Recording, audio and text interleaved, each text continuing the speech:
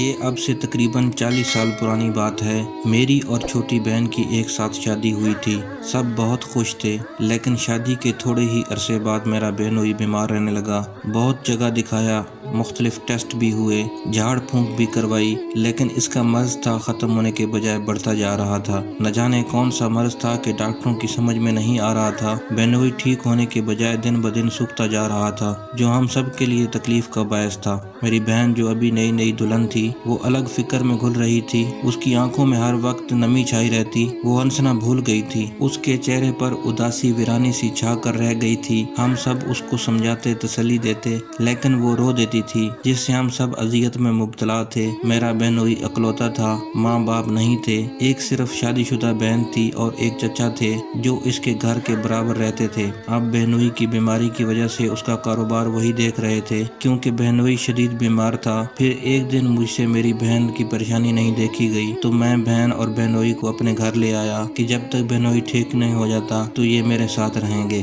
میں نے اچھے سے اچھے ڈاکٹر کو دکھایا، لیکن سب مایوس ہو گئے۔ بہن کو میرے گھر آئے 2 ہفتے سے زیادہ ہو گئے تھے، لیکن ہمیں کہیں کامیابی نہیں ملی تھی۔ میں کتنے عاملوں کو بھی دکھا چکا تھا، لیکن سب کا یہی کہنا تھا کہ اب ان میں کچھ نہیں بچا، بہت سخت عمل ہے، ہمارے بس کی بات نہیں۔ میں نے یہ بات اپنی بہن سے چھپائی تھی، کیونکہ وہ اور پریشان ہوتی۔ میں اندر ہی اندر فکر میں گھل رہا تھا۔ میرا بہنوئی مر رہا تھا اور میں چاہ کر بھی کچھ نہیں کر پا رہا تھا۔ میرے دن رات انگاروں پر گزر رہے تھے۔ میں ساری رات جاگ کر ٹہلتا رہتا تھا اور دیمک کی طرح اندر ہی اندر کھوکھلا ہو رہا تھا۔ ایک روز میں چائے کے ہوٹل پر بیٹھا ہوا سوچوں میں ڈوبا ہوا تھا کہ ساتھ والی کرسی پر کوئی آ کر بیٹھا اور اس نے پانی کا جگ اور گلاس منگوایا۔ بہرہ اس کو پانی کا جگ اور گلاس دے کر چلا گیا۔ آدمی نے دوبارہ آواز دی اور کہا کہ میں نے تم سے پانی کا جگ منگوایا تھا، تم دودھ کیوں لے آئے؟ بہرے نے بڑی حیرت سے دیکھا اور جگ میں دیکھا تو اس میں واقعی دودھ تھا۔ بہرے نے کہا پتہ نہیں صاحب، میں تو پانی ہی لے کر آیا تھا، چلے میں دوبارہ لے آتا ہوں پانی۔ جیسے اس نے جگ اٹھایا تو اس میں پانی تھا۔ اس نے کہا کہ صاحب آپ تو تنگ کر رہے ہو، اس میں پانی ہی تو ہے۔ تو اس نے جگ واپس ٹیبل پر رکھا۔ میری توجہ ان کی طرف ہو گئی۔ ایک عجیب بات یہ ہوئی کہ جگ بہرے کے ہاتھوں میں تھا تو اس میں پانی تھا، لیکن جیسے اس شخص نے اس جگ کو ہاتھ لگایا تو وہ دودھ میں تبدیل ہو گیا۔ یہ سب کچھ میری نظروں کے سامنے ہوا۔ میں نے یہ سب پہلی دفعہ دیکھا اور میری آنکھیں حیرت سے پھٹی رہ گئیں۔ بہرا جا چکا تھا۔ میرے کانوں میں اس شخص کی آواز آئی کہ پریشان لگ رہے ہو، کیا بات ہے؟ میں نے اس کو دیکھا، وہ بہت مہذب اور خاندانی لگ رہا تھا، کوئی جادوگر یا جعلی عامل بالکل بھی نہیں لگ رہا تھا۔ داڑھی تھی، شلوار قمیض پہنی ہوئی تھی۔ میں چپ رہا تو مجھے بولا کہ تم مجھ پر بھروسہ کر سکتے ہو، اپنی پریشانی بتاؤ، ہو سکتا ہے میں کچھ کام آ سکوں۔ تو میں نے سوچا چلو ایک تجربہ اور صحیح، شاید یہ میرے کام آ سکے۔ میں نے اس کو اپنی ساری بات بتا دی۔ وہ بہت تحمل سے گردن جھکائے میری ساری بات سنتا رہا۔ جب میری بات ختم ہوئی تو اس نے کہا کہ کیا تم مجھے ابھی اپنے بہنوئی کو دکھا سکتے ہو؟ میں نے کہا کیوں نہیں، وہ میرے ہی گھر پر ہے اور میں چاہتا ہوں کہ جلد از جلد علاج شروع ہو جائے۔ مجھے امید نہیں تھی کہ وہ ابھی میرے ساتھ چلنے پر راضی ہو جائیں گے، کیونکہ رات کافی ہو چکی تھی۔ انہوں نے کہا کہ چلو اور میں ان کو لے کر گھر آ گیا۔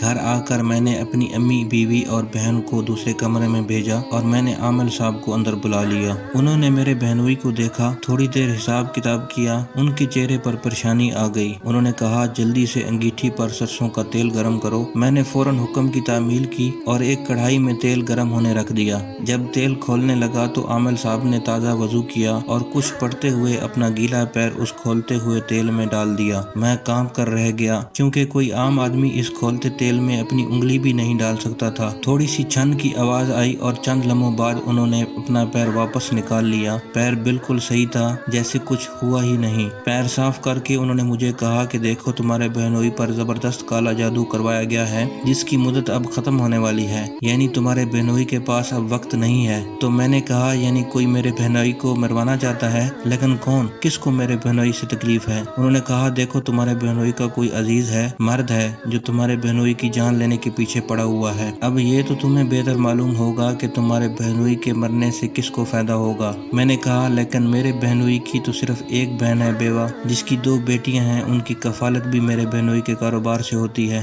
ہاں ایک چچا، وہ بہت نیک انسان ہیں، آج کل بہنوئی کا کاروبار وہی دیکھ رہے ہیں۔ انہوں نے کہا کہ آج کل نیکی بدی کا کون دیکھتا ہے، دولت اتنی بری شے ہے کہ بھائی بھائی کا دشمن بنا ہوا ہے، اور تم چچا کی بات کرتے ہو۔ تم نے بتایا کہ تمہارے بہنوئی اکلوتا ہے، یعنی اپنے چچا کا اکلوتا بھتیجا ہے، یعنی ان کے بھائی کی جائیداد کا وارث ہے، تو پھر وہ کیوں چاہیں گے کہ لیے زندہ رہے اور جائیداد پر عیش کرے، وہ تو سب کچھ ہتھیانا چاہیں گے۔ مجھے ہضم نہیں ہو رہی تھی یہ بات۔ میں نے کہا پھر بھی کوئی دولت کے لیے اتنا گر سکتا ہے کہ اپنے ہی خون کی جان لینا چاہے؟ عامل صاحب نے کہا اس کو چھوڑو، ہم تمہیں شکل دکھا دیں گے، تم خود پہچان لینا۔ فی الحال کام کی بات کرتے ہیں، تم ہمیں کیا نذرانہ دے سکتے ہو اپنے بہنوئی کے علاج کے لیے؟ اس سے پہلے ہماری چند باتیں سن لو۔ ہم اصلی سید ہیں اور یہ ہمارا خاندانی عمل ہے، ہمارے بزرگوں نے ہمیں بخشا ہے۔ یہ عمل جو ہم کرنے جا رہے ہیں یہ صرف ضرورت کے تحت سال میں 1 یا 2 بار سے زیادہ نہیں کرتے۔ دوسری بات یہ کہ تمہارے بہنوئی پر بہت سخت موت کی ہانڈی کا عمل کروایا گیا ہے، جس سے موت یقینی ہوتی ہے اور تمہارے بہنوئی کی مدت تقریباً ختم ہونے والی ہے۔ کوئی بھی عامل اس کام میں ہاتھ نہیں ڈالے گا،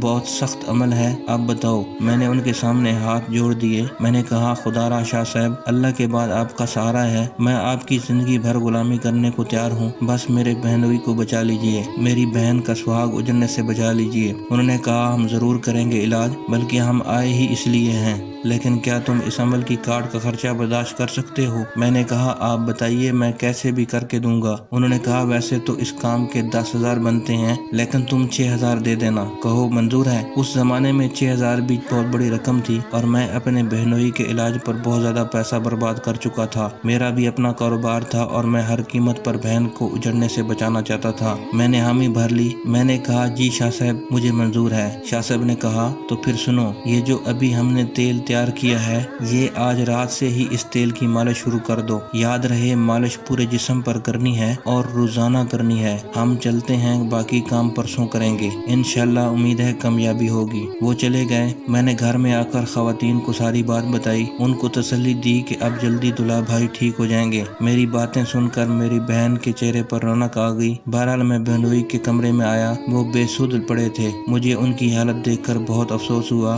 صرف چند مہینوں میں ہی ان کی کیا سے کیا حالت ہو گئی تھی۔ میں سوچ رہا تھا کہ امی کہا کرتی تھیں کہ خون سفید ہو گئے ہیں، لیکن میں کہتا ہوں خون سفید نہیں سیاہ ہو گئے ہیں۔ تب ہی محبت، مروت، احساس کا کوئی رنگ اثر انداز نہیں ہوتا اور ہم اپنے ہاتھوں سے ہی بے حسی کی تاریکیوں میں دھکیل دیے جاتے ہیں۔ اور کالا جادو اتنا خطرناک اور گندا عمل ہے کہ کروانے والا اگر مسلمان ہو تو اسی وقت دائرہ اسلام سے خارج ہو جاتا ہے، اور افسوس ان لوگوں پر ہے کہ جو جانتے بوجھتے جہنم میں گرتے ہیں اور مسلمان ہو کر خوف خدا نہیں کرتے اور اتنے کبھی فعل سر انجام دیتے ہیں۔ میں نے دروازہ بند کر کے دلہا بھائی کی مالش کی اور 3 دن کرتا رہا۔ تیسرے روز وعدے کے مطابق شاہ صاحب خود آ گئے۔ دوپہر کا وقت تھا، میں ان کو لے کر دلہا بھائی کے کمرے کی طرف چلا گیا۔ انہوں نے مجھے کہا کہ آج ہمیں بڑا عمل کرنا ہے، اجازت ہے؟ میں نے کہا جی شاہ صاحب، جیسے مرضی۔ انہوں نے کہا کہ کوئی بچہ تو نہیں ہے گھر میں؟ میں نے کہا جی نہیں، صرف خواتین ہیں۔ انہوں نے کہا ایسا کرو، ان سب کو ایک کمرے میں رہنے کی ہدایت کرو اور تاکید کر دو کہ کمرے سے باہر نہ نکلیں۔ عمل بہت سخت ہے، دراصل آج ہم ہانڈی یہاں بلوائیں گے۔ میں اندر گھر کی طرف چلا گیا اور سب خواتین کو کمرے کے اندر رہنے کی تاکید کرتا ہوا شاہ صاحب کے پاس آ گیا۔ میں جب کمرے میں آیا تو دلہا بھائی کمرے میں کھڑے تھے اور شاہ صاحب کچھ پڑھتے ہوئے ان کے اشار کر رہے تھے۔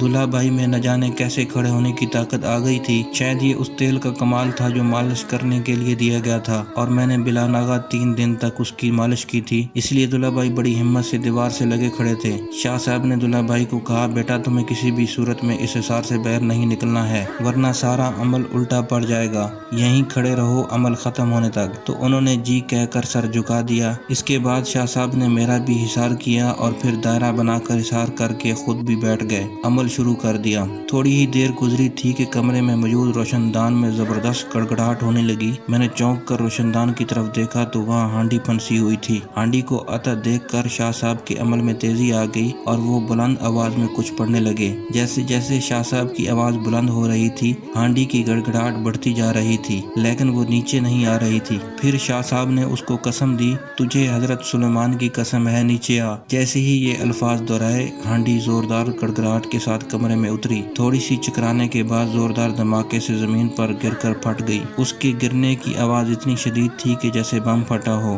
ہم نے اپنے کان بند کر لیے۔ دوسرے کمرے میں موجود خواتین کے دل بھی دہل گئے ہوں گے۔ ہانڈی پھٹی تو اس کے اندر موجود سارا سامان بکھر گیا، نہ جانے کیا کیا چیزیں تھیں۔ قابل ذکر چیز ایک پتلا تھا جس پر دلہے بھائی کا نام لکھا ہوا تھا۔ میں حیران نگاہوں سے اس پتلے اور سامان کو دیکھ رہا تھا کہ شاہ صاحب نے مجھے کہا جلدی سے ایک بالٹی میں پانی لے کر آؤ۔ میں دوڑ کر پانی سے بھری بالٹی اٹھا لایا۔ شاہ صاحب نے بیلچے کی مدد سے وہ سارا سامان اس بالٹی میں ڈال دیا۔ اس سامان سے बुरी तरह धुएं उठ रहे थे और इस तरह खोल रहा था जैसे चूना उबल रहा हो। थोड़ी ही देर में सब कुछ नॉर्मल हो गया। मैंने शाह साहब की हिदायत पर सबसे पहले दूल्हा भाई को उनके बिस्तर तक पहुंचाकर लिटा दिया, क्योंकि वो बुरी तरह चकरा रहे थे और इतनी बुरी तरह हाँप रहे थे जैसे मीलों भाग कर आए हैं। मैंने इन्हें पानी पिलाया। शाह साहब ने दूल्हा भाई को कहा, बेफिक्र होकर आराम करो बेटा, अब कोई खतरा नहीं, तुम बिल्कुल महफूज हो। अल्लाह के फजल करम से तुम्हारे दुश्मनों के इरादे मिट्टी में मिल गए हैं। अब इंशाल्लाह तुम बहुत जल्द सेहतयाब हो जाओगे। मैंने कहा, शाह साहब आपने मेरी बहन का सुहाग उजड़ने से बचाकर जो मुझ पर एहसान किया है, मैं इसके लिए किस मुंह से शुक्रिया अदा करूं। वो बोले, नहीं बेटा, मैं तो वसीला हूँ अल्लाह ताला की रहमत का,